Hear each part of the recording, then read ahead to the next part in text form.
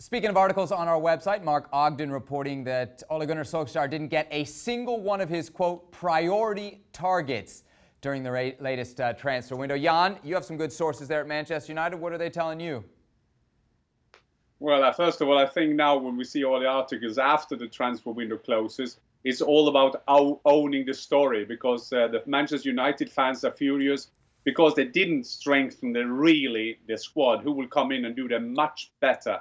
And for all, Jadon Sancho was the main target for Ole Gunnar Solskjaer, and it wasn't even on the table. They knew for 3 months the price. They knew for 1 month before the 10th of August deadline that they wouldn't get him. And it's just sad seeing what they got out of this transfer window. And I think that all with Pogba, all the transfer window activity, we know one thing: the weakest part in that kind of chain is the manager. And you can criticize Ole Gunnar Solskjaer for a lot, but he's trusting players, he's complimenting players, maybe sometimes too much. And the sad thing is that the first one that will go will be the manager. So that was a sad transfer window for Manchester United, and they would have loved to have an exciting player like Jadon Sancho in there, because at the moment there are not many Manchester United players who stand up for the manager or the club or for themselves. Stevie, I know it's a long shot to ask if you have any sympathy for anyone at Manchester United, but you've been in the manager's shoes. I remember you talking about on this show before, you've been at a point in a season where you knew the team wasn't any good and you couldn't make it any better. Do you at least feel some type of sympathy for where Ole Gunnar Solskjaer is after not getting any of the players that he reportedly wanted? Yes.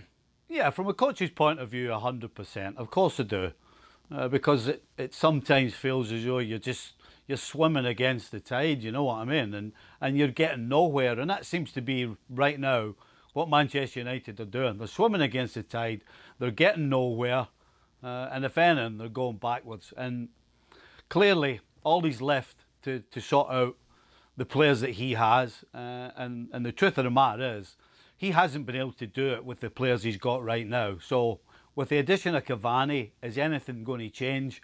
I don't see it. So from a coach's point, I get how tough his job is, but really, sympathy for a Manchester United manager from me? You must be kidding. Been a long day, Stevie. Been a long day. Ian, what about you? Is it fair to ask more of Ole Gunnar Solskjaer, or should the criticism, as it has been from some corners, be focused more on Ed Woodward? Like Jan says, it's going to be Ole's job that's on the line, but clearly the issues here run deeper. I mean, the whole story of Manchester United in the transfer market has been going on ever since Sir Alex Ferguson left the club. You think back to the window where they were left buying Marouane Fellaini at the last moment. They've spent £375 million on defenders since Sir Alex left, and very few of them have come off. I don't think there's any joined up thinking going on there. They've ended up with Cavani, who's been a great striker, but he's 33 now. Is he going to do it for Manchester United? Does that mean that Mason Greenwood is not going to play? They bought Donny van der Beek from Ajax, good player, hasn't got a start yet in the Premier League. They had to go and get another defender, didn't they, to play alongside Harry Maguire with all that money. Sancho's a great player, lovely player.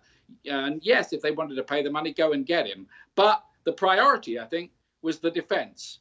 And if they could get that right, Manchester United could be in some serious business. It's been a bad start, but remember last season they finished with 20 points out of 27 and stormed into third place. So I've been very worried about the way the team blows hot and cold under Ole Gunnar Solskjaer. It's hard to work out what's really going on there.